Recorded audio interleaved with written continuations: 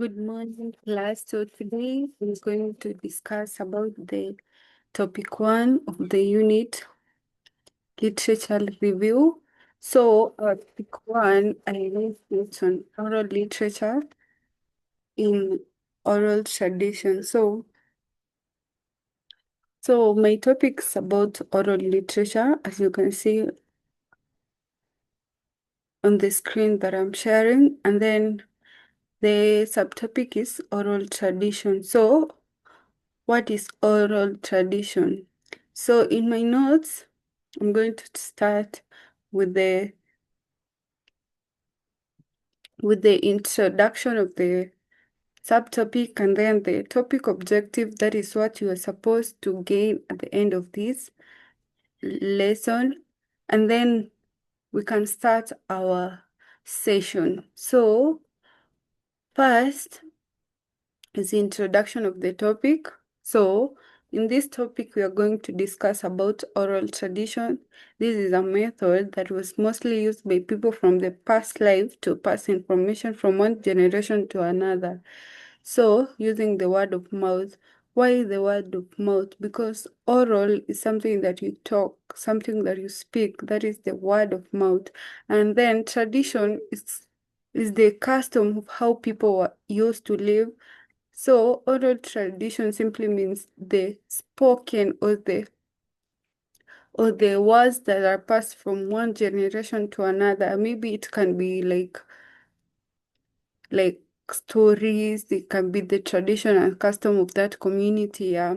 So the topic objective is by the end of the lesson, the learner should be able to, you as a learner, the learner, not learners, not as the whole class, the learner, you as a person, define oral tradition, give source of oral tradition, cite the function of oral tradition, and state communication in oral tradition. Yeah, those are the things that when I finish this lesson, you are supposed to capture or remember or understand about it. So I'm going to start on the definition of oral tradition. So when you hear about oral tradition, what comes into your mind?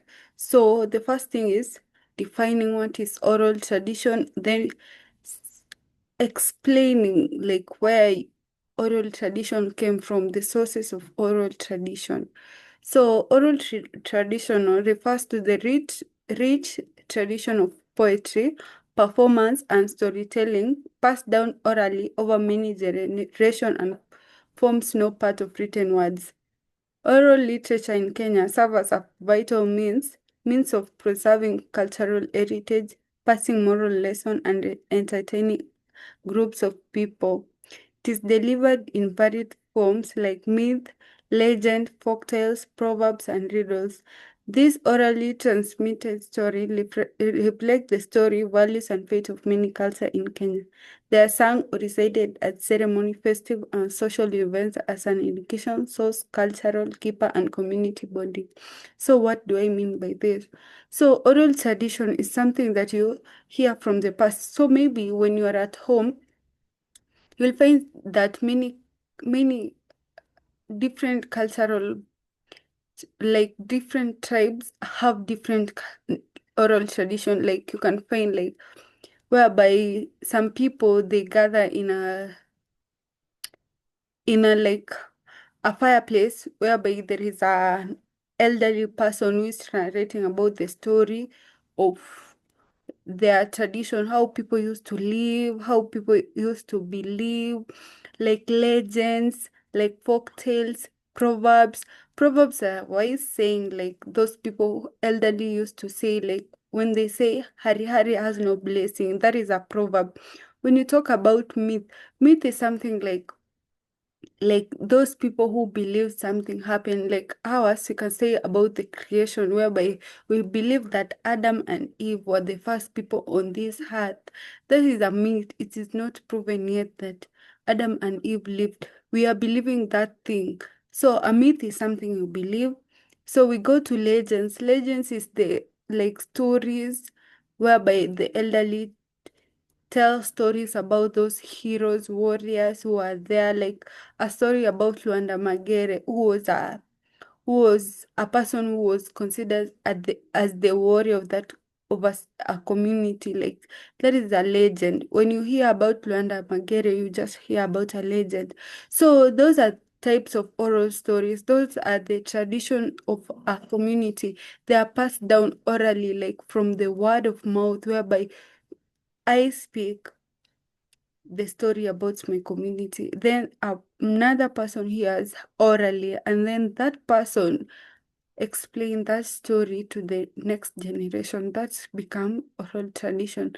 It is passed down from certain generation to another generation. So the sources of oral tradition, some some of the oral literature sources include myth, legend, folktale, proverb, riddle, and epic story.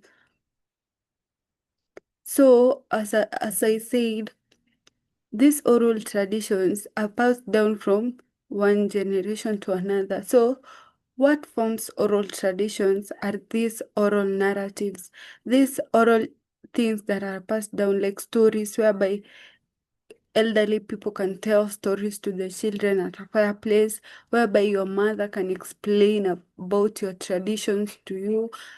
So, these all stories about legends, proverbs, riddles, they all come up and form oral tradition. That is a cultural belief of a certain community passed down orally using the word of mouth.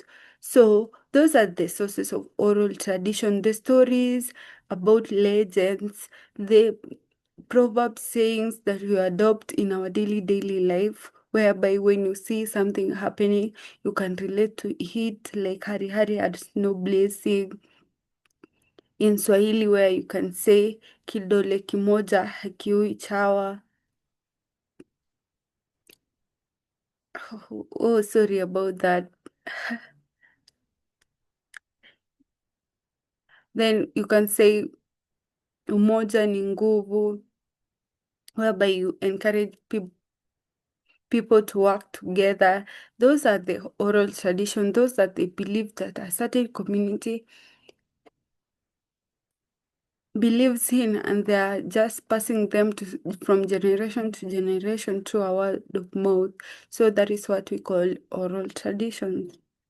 So next I'm going to talk about the function of oral traditions. First, it is it it preserves cultural heritage, whereby when you talk about maybe a song from maybe a song that is sung from a particular generation, when they are sung over and over again from one generation to another, that is preserving the culture of that community. It entertains, whereby when the children are bored or something, they can just gather in a fireplace, and then the elderly can tell them a story. Or when you are having a function, you can have those people who sings traditional song. They can come and sing, they entertain the people, like they make the ceremony not to be dull, so the people are being entertained. Next is education.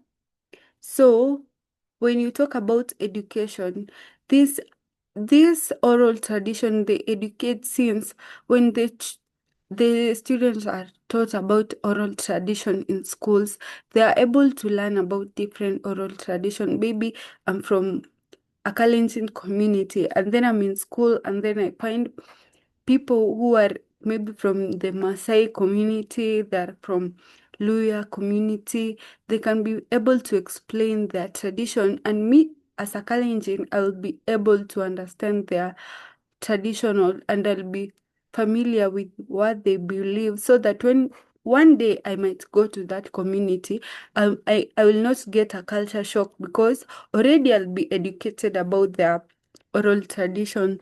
So next is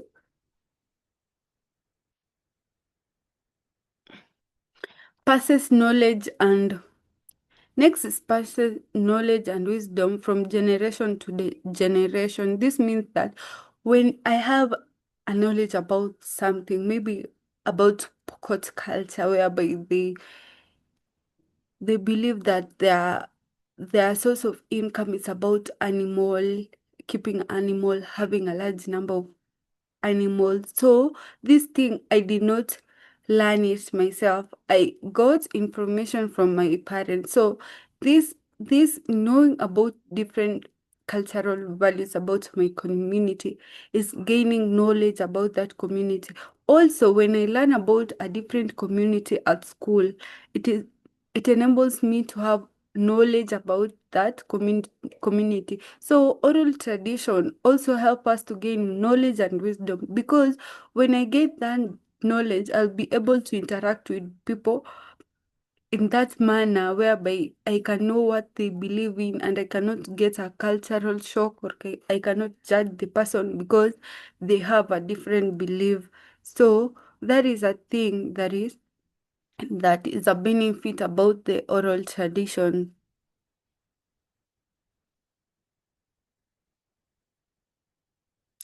Next is whereby oral tradition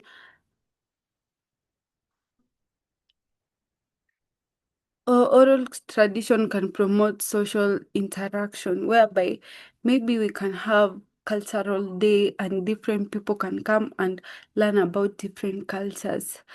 You can see like whereby some counties or different places they hold like a festival whereby we can say the cultural week, whereby like now many schools have cultural week whereby you wear what you wear according to your culture, you wear according to your tradition. This is whereby, and you can perform songs, you can perform drama about your tradition. A lot of people to this helps a lot of people to like interact, the social interaction. Like many people will interact with your tradition, they will interact with your beliefs. So this will make the people to interact with each other, since they're curious, they want to know what your culture holds, what you believe in. Yeah. And this promotes the social interaction and promoting peace also, because when people are learning about each other's cultural belief, they're able to promote peace because they they can understand each other. They cannot judge others because of their cultural and their tradition. And that is a good thing, because by there you can end the tribalism, the judgment of and all. So next I'm going to talk about communication in oral tradition. So in oral tradition, communication is mostly conveyed in terms of spoken words, story, and performance. It involves the use of language, tones of voice, gesture, and facial expression in order to correctly present the story. So, communication in oral tradition simply means how you portray the oral tradition, how you say it. So you can figure out, like when somebody is telling a story, they can use facial expression, like they are sad. They can they can just use their hands to show the gestures, maybe something big. They can just use their hand to demonstrate it. When they are sad, they can use their face to show sadness. Yeah, so this is the communication in oral tradition, how the oral tradition are communicated. Like stories, when someone is telling a story about maybe a tree, they can just demonstrate a tree. When they are talking about somebody who is sad, they can make a sad face. When they are talking about somebody who is happy, they can be happy. Like that is the way oral tradition is communicated orally. Yeah. So here I have the values of storytelling. First is acquainting kids with the base of children's literature. gives rise to curiosity in the mind of children as a story describes the lives of different characters and prevail culture, increase a child's knowledge and enriches his vocabulary, help imbibe ethics, develop listening skills. This is whereby, for acquainting kids with the base of literature, children's literature, this is whereby people can write books about stories of hare and hyena, and then the kids they're interested in those stories because they can relate and they see like animals as funny things. So this oral tradition can promote like children's literature since children's they love things that they can relate with. Next is give rise to curiosity.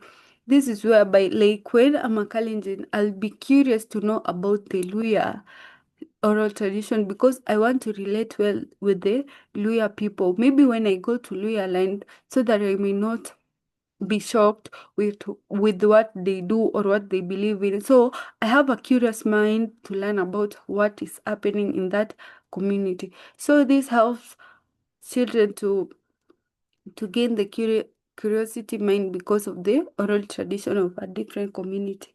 Next is increase a child's knowledge. This is whereby a child when they learn different oral tradition, they will have knowledge about different cultural activities, different cultural beliefs of different communities, and this helps them to gain knowledge about different perspective and different view about different cultural activities.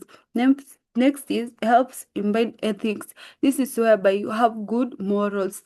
When you learn about maybe when you learn about a story whereby it ends with a villain being punished and a hero be winning the story. This is whereby when you get like a story like ogre narrative, whereby the ogre has been disrupting the community, and then at the end, the people kill the ogre and they live peacefully. This helps you help the child to learn about the obedience, whereby they learn how to obey their parents when they are told about something. They should not disobey their parents. Like this is an ethic whereby students learn something from it. Like it has a moral lesson at the end of the story. Yeah, develops listening skills. By developing listening skills, when like storytellers are telling a story, the kids are able to be so attentive, and then this makes them to this improve their listening skills because when they are curious they want to know what's happening next, and this makes them to be so silent and to listen to what the narrator is saying, and by this their listening skills is improving. So that is the end of my session today, and this is the assignment that I wrote. Explain what you understand by the term oral tradition. Give the branches of oral tradition and explain them in these details. Give four sources of oral tradition. So these are the assignment that you'll do after reading the notes and listening to my presentation. Thank you. I hope you have enjoyed the lesson. I hope you have learned about the oral tradition. And at least, I hope you know one of your cultural beliefs. Maybe you can know about the song that your community sings or the story behind your community. Yeah.